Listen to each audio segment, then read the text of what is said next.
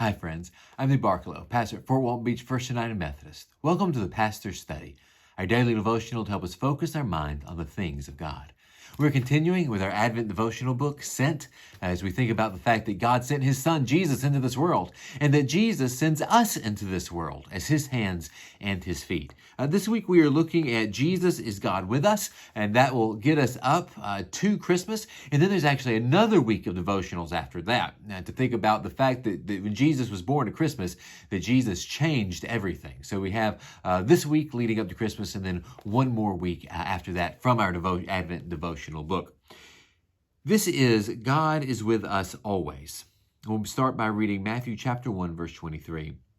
The virgin will conceive and give birth to a son, and they will call him Emmanuel, which means God with us. God came to humanity through Jesus of Nazareth. It's quite shocking, really.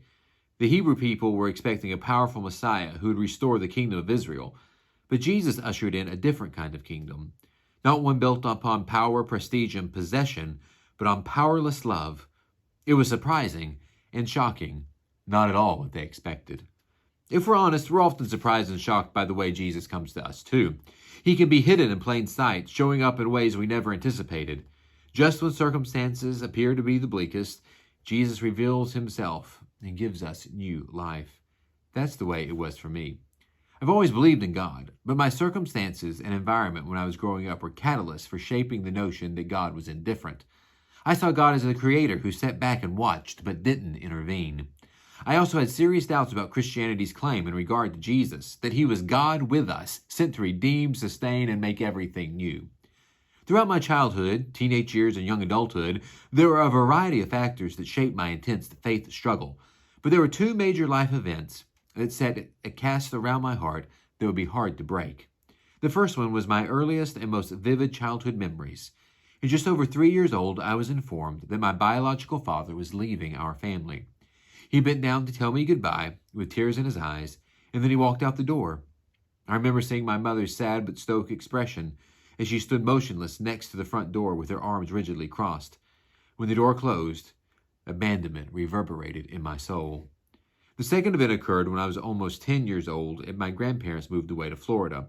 They were the ones who had rooted me in love and faith, which would enable my return to faith many years later. Each week until I was 9, they had taken me to Sunday Mass and Wednesday programming at the Catholic Church. They were a stabilizing and loving force in my chaotic home life. I anticipated our weekends together and our routine of Friday spaghetti dinners with ice cream, fun-filled Saturday activities, and Sunday Mass. So soon, that crisp day in October, I watched the back of the U-Haul fade into the distance. Any hope in a loving God vanished with it.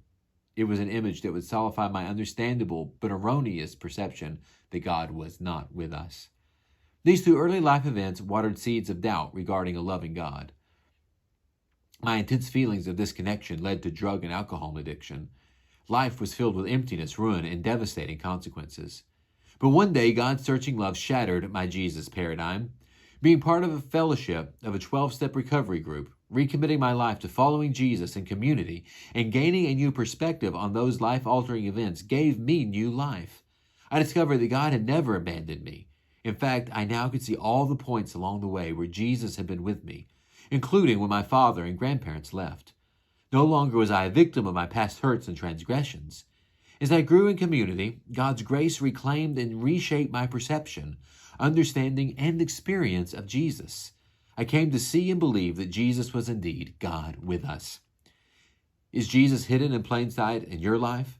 Ask Him to open your eyes so that you may see and believe He is God with us, always.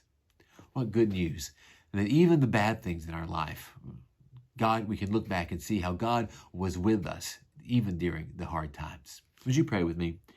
God of love, I give thanks that you are a God of presence. Give me eyes to see that you are hidden in plain sight in my past, present, and future. May I continue to grow in the knowledge and love of Jesus Christ, God with us, now and forever. Amen. Remember, friends, I love you. Take care of yourselves and shine the light of Christ.